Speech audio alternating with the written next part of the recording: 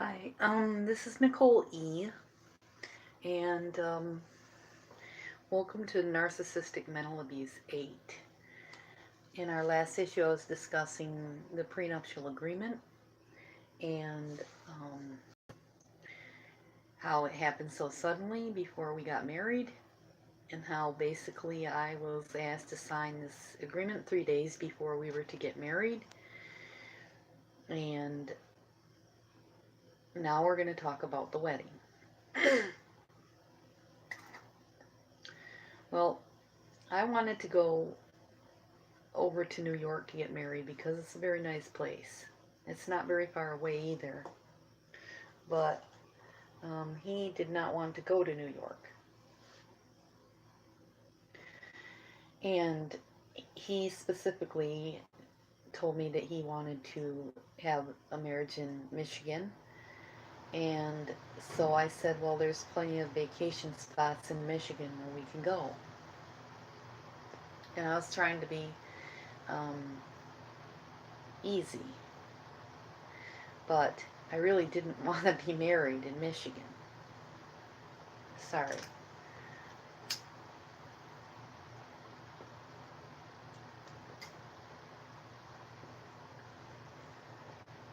Anyhow,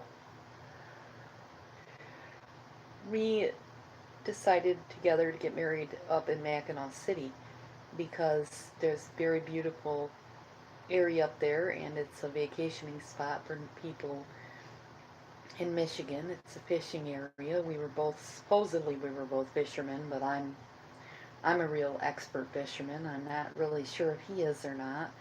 He hasn't shown me anything except a bunch of fishing poles. And now at this time I don't even know if I believe he really likes to fish, because we only went a couple times. Anyhow, um, we we travel up to Mackinac City, and I had made an appointment for October the 18th to get married. So we get married, and everything is really nice. And we bring this big truck up there so that we don't have to get a hotel, and we were just going to come back the very same day and spend the rest of the time at his house. So we never really planned to have a honeymoon, which is fine, because he had a dog that was very sick and ill, and he didn't want to leave it for a long period of time. So we go up to Mackinac City. I'm wearing a very nice old antique wedding dress that I found, and he looks fantastic, stunning. And we take very beautiful wedding pictures in the courthouse up there, and um, we're standing there at the altar, and the judge says, "Love, honor, and obey." Now, normally, love, honor, and obey would not be a problem for me if I were with a normal person. And I didn't think I was with an abnormal person, but something in the pit of my stomach said, wow, obey. That's going to be hard. So I repeated the verse, I would love, honor, and obey him. And we were then married, and he kissed me, and we went on our way. We had a very nice dinner. We went out for crab, and then we headed back home, and we settled in. So that was our wedding.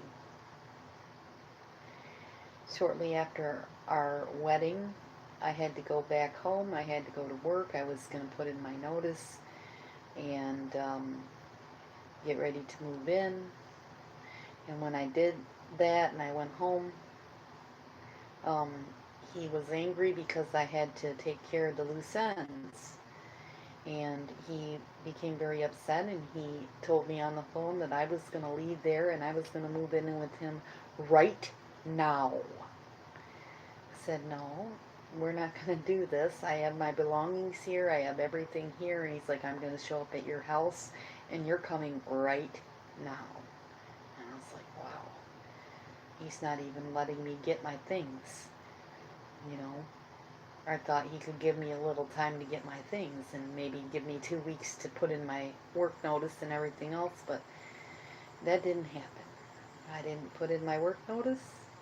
I was done working within a few days. I showed up at his house and I never left for quite a while. So, 2 weeks after I was there, he started acting a little bit odd, and I didn't know why.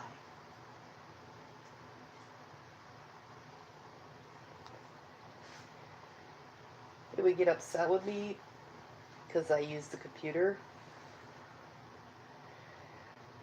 He didn't say anything to me at the time, except that he mentioned that when his wife was living there, he would shut off the internet sometimes intermittently to the whole house, and that his son and wife could not use the internet because he said they were spending too much time on social media.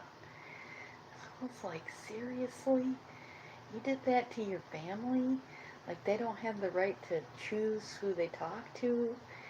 But I didn't say anything to him, and then we got into it, and I said, you've got this ham radio. You talk to your friends on it every single day. You you're on Facebook every single day, and you're mad at me for using the computer. But you can do it, but everybody else can't do it.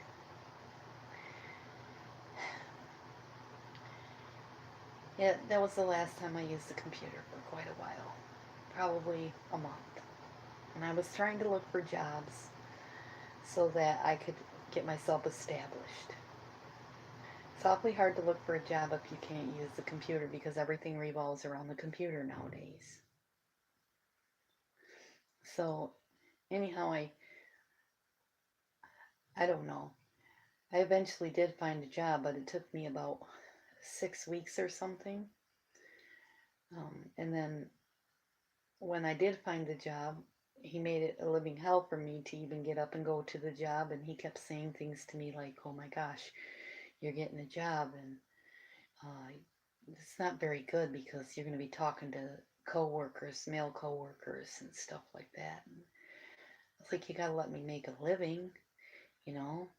He said, don't you think you want to stay here? And I'm like, stay here all day, every day? No, I think I need to be supporting my family. That's going to be the end of this issue, and in the next issue, we're going to get into the supporting my family thing. Thank you, and God bless.